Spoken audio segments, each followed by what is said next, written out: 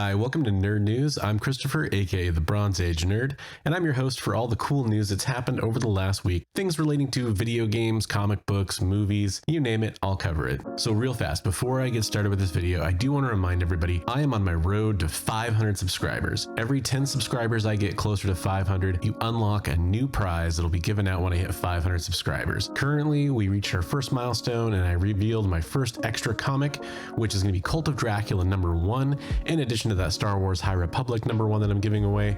And we're only a few subscribers away when I'm filming this from unlocking our third prize. All you have to do in order to win this contest is to be subscribed to my channel, like any of my videos or all of my videos on YouTube, because I'll choose a video at random, and leave a comment with your like number. So if you hit the like button and it changes to 47, write like number 47 in the comments and then leave a comment that I'll read during the live show. Once I hit 500 subscribers, I will do a giveaway live show, and I'm gonna do my best to have a couple cool extra surprises up my sleeve, just like Gambit. Okay, and Gambit is one of the X-Men, which leads us to our first news, which is Jonathan Hickman is firing off an Inferno event. Yeah, that pun was intended, sorry. So Inferno, if you're not familiar, was a classic storyline featuring Madeline Pryor within the X-Men continuity, and Jonathan Hickman has kind of had this, history of telling long, complex stories. He's done it ever since, like, say, Fantastic Four, where it takes a long time for the story to unravel. People were generally pretty excited with his House of X, Powers of 10 series that he launched, and how the whole Krakoa storyline took off for X-Men. It's sort of meandered since then, and a lot of people have basically lost interest. I'm still a reader of the X-Men stuff. I'll admit it was better in the beginning, and it's kind of lost its way a little bit, or at least that's what it feels like. However, Hickman and Marvel are alluding to the fact that that storyline is probably coming to a head. Makes sense because we're going to get that new launch of an X-Men team based out of New York. And this has to do with Destiny's prophecies, which is a huge part of the storyline of what happened with Moira McTaggart and her alternate lives that she's had, which is her mutant power. All these big revelations that have led to this current place in the storyline. And potentially we're going to see some sort of destruction of Krakoa based on the title Inferno. It implies some stuff's going to get messed up. Mystique also seems to be heavily tied into the storyline, which makes sense because she was very close with Destiny, obviously. And so, yeah, should be an interesting storyline. I think a lot of people are going to be excited to see where this story goes. I'm one of them.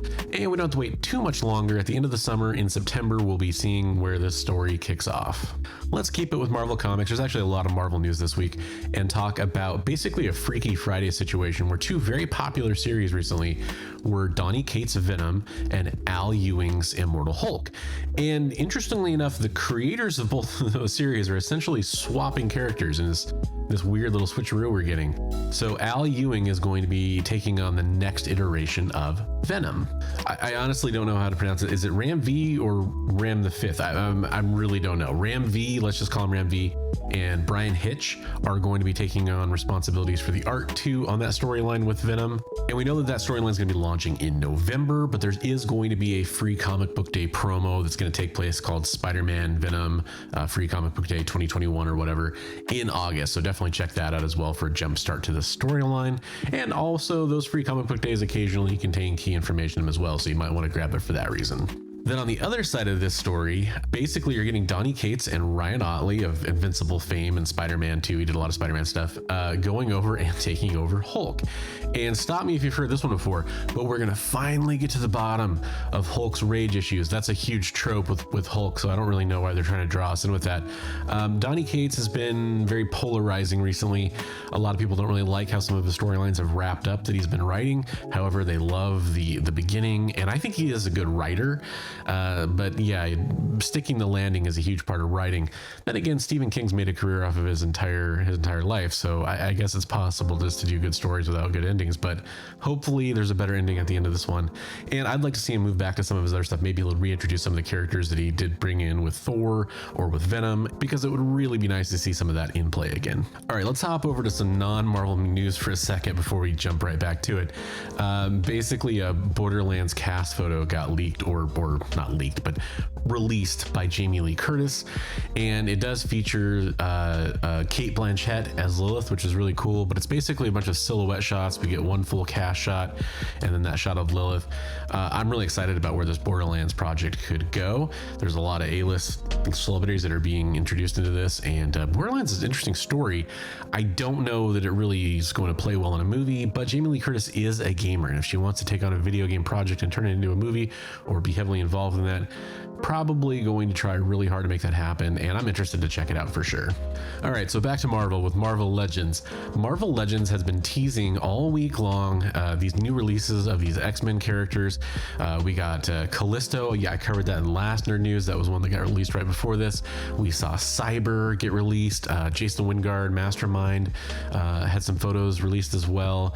And it all led up to, there was a shirtless Wolverine too, and it all led up to this reveal of this really lackluster 5-pack, and that's just my honest opinion on this. I've liked some of the larger packs they've done in the past that have really been themed and made a lot of sense. Like the Alpha Flight pack was a slam dunk for me, even if it didn't include any accessories, which was kind of a miss, but it was cool to get all those characters. But this pack is just a little confusing. Like, first of all, the shirtless Wolverine is not for everybody. I wouldn't want that in my collection necessarily. Cyber's a B-list Wolverine villain at best. We are getting a re-release of Omega Red, which made a ton of people happy, but knowing that it's basically price locked behind this 5-pack is going to upset a lot of fans that just wanted a simple Omega Red to add to their collection, because that Sauron Wave one was a little harder to find. It kind of came and went pretty quickly. Cyber is really sweet. A lot of people want that too, but again, it's, if you're basically buying this pack for 2 or 3 characters, just about everybody I've heard is only interested in a couple characters from this, and really just having an a la carte option would have been a lot better for this release, in my opinion. I mean, it's weird to release a Wolverine pack that has a lackluster Wolverine figure and no major Wolverine villains outside of Omega Red. I mean, he's definitely crossed paths with all these characters before, don't get me wrong, but no Sabretooth, no Lady Deathstrike. A lot of people were hoping for another Silver Samurai figure or Shiva. There's just all these other characters that made a lot of sense to be in there. And at the end of the day, with a pack like this, you're not going to make everybody happy. But I think that the price on this too is really just not good. I can't be happy about this release. And I'm hoping that, for a character like Cyber or for Mastermind, that we do get individual releases for those characters later on. Knowing Marvel Legends, that's probably likely, but it's going to be a while. The other big Marvel news this week is that the Avengers Campus opened in Disneyland, California, and this is very similar to, like, say, Galaxy's Edge. It's basically a themed spot within the park where everything is MCU styled or Marvel styled. I guess technically it's not really supposed to be MCU, it's supposed to be more of a combination of all the different Marvel realities, kind of its own universe probably. But you have some cool stuff. You have this really interesting animatronic Spider-Man that swings through the exhibit, which people are saying is really cool so far. There's a Spider-Man like web shooting ride that people are talking about, where you get to like whip out different lines at robots and destroy them or something like that, which seems to be pretty interesting from what a lot of people have said so far. They've gotten a chance to preview this part of the park. There's Black Panther and Black Widow doing like staged fights. There's a themed Pym restaurant. So far, I've only heard about some large food items they offer, but hopefully there's some small food items too, and some themed drinks that are supposed to be like the Pym particles, basically. So just some really interesting stuff. There's like an $8,000 Iron Man replica that's life size. It's kind of their version, I guess, of like the lightsaber construction from Galaxy's Edge. So some interesting stuff. Definitely something I would definitely want to check out if I was willing to go to a theme park right now, and I'm not. But if I was, and my child was old enough, which is also a factor there too, I definitely will check out a Marvel themed park. Avengers Campus is open now, and I'm sure we'll be seeing a lot of other interesting news stories come out of the Avengers Campus, just like we did with Galaxy's Edge. All right, and now I'm going to cover what is probably going to be the most controversial story of the week, and this is one of those ones where I'm going to give you some editorializing here, so keep that in mind. As everybody's probably familiar at this point, Gina Carano was let go from the production of Star Wars in general, and specifically The Mandalorian. Well, Gina Carano had said a lot of controversial things on her social media outlets, and there were reports that there was some tension between Disney and Lucasfilm and her, and sure enough, she was let go from future Star Wars projects. I think her contract was terminated essentially. So basically, a Cara Dune action figure was pulled from the lineup after this announcement. So it very much seemed like Lucasfilm was going to be done with that character.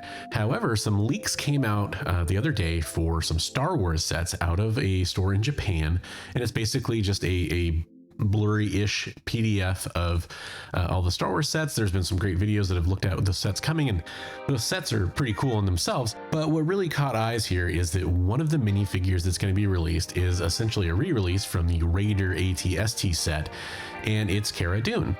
And people were a little surprised when it happened. And now, in and of itself, I wouldn't necessarily include this in nerd news. However, somebody from the Lego group did comment and say that it's not Gina Carano, it's Cara Dune. And since it's Cara Dune, that makes it okay to release this figure. Now, I don't know if that's more of a philosophical standpoint, or if that's more of an explanation for why they're okay releasing this, or if Lucasfilm is going to recast Gina Carano or include her in animated productions, and we're going to be seeing more of Cara Dune. It is interesting either way you dice it. And I think the big story here, of course, is should somebody be let go from a show, or, to use a very politically charged term, canceled because of stuff they say on social media. However, I do think that it sets up a dangerous precedent. It's one thing if people are guilty of actual crimes against people and they're convicted, especially if those are violent crimes or they involve something very unethical. However, some people have thoughts that we don't agree with, and it doesn't necessarily mean they should be kicked off of a show. I kind of see this one both ways, and I certainly respect people that think that she should have been kicked off the show for some of their reasons, and I respect a lot of the viewpoints I hear on the other side about why she shouldn't have been. I kind of get both sides on this one. I will throw out a little bit of personal history here and a bit of bias. I had a chance to meet Gina Carano at one point. I'll include a really blurry photo of that right here probably, where I was basically the last person, or one of the last few people in line, but I was the next person in line to meet her at a GameStop managers conference. At the time, I think, she was famous for some of her martial arts or wrestling stuff in her background. But I was just excited to meet her because I was a huge Command and Conquer fan, and she played one of the commandos from Command and Conquer. And I was just excited to meet somebody from that franchise, one of the actual actors, because they use real actors in that series. And I just thought it was cool. But her people, her handlers, and her own physical demeanor was very rude when it was my turn to meet her, and I was basically just turned away. I mean, if they wanted to close the line down and not let any other people online, that's totally understandable. Or if she wanted to take a break, I would have understood and just waited. However, everybody was very rude about not letting anybody else go up and just get a quick autograph. If she didn't want to take a picture, I'd understand that too, but I had a print ready to go where I wanted an autograph, and all I got was a really, really blurry picture, and it left a bad taste in my mouth. By contrast, this is the same event where I met Todd McFarlane. Same situation. I was at the end of a very long line, and he was very gracious when he signed my stuff. He talked to me for a little while. He was just a totally awesome, nice guy. I'm not saying those situations are one-to-one, but I just wanted to get that chance to share a little bit of my personal interaction with Gina Carano. Anyways, all that aside, I am curious to see what you guys have to say about this. Please try to keep it classy down in the comments. I am interested in hearing your viewpoint, but let's not try to get too politically charged down there, please. I will be monitoring that. And hopefully this is a good place to have some conversation about this particular topic. Definitely something that we might revisit later on the channel. Okay, so that recaps all the events and stories that I was aware of this week. If I missed something, let me know in the comments below. Prove me wrong. I know people on the internet love to do that. Leave a comment down below and let me know what I missed, and maybe it's something I'll cover on next week's Nerd News. Also, I do want to remind everybody that I do have a Ko-fi, which has recently been upgraded to Ko-fi Gold. And if you're not familiar, a Ko-fi is basically sort of like Patreon, and that's something I might start up soon if you guys think that's something you're interested in. But it's a way to support me. I'm trying to improve my lighting, I'm trying to improve my camera setup, trying to make this channel more enjoyable for you guys to watch and listen to. And this is just a way to do that. You can support me for as little as $1. You can set up monthly recurring support. I'll put a link on the screen, and you guys can choose if you want to go do that or not, or you can just simply sit back and enjoy my videos. That's cool too. Thanks for watching this edition of Nerd News, and I want to remind you, as always, hey, read comics every day.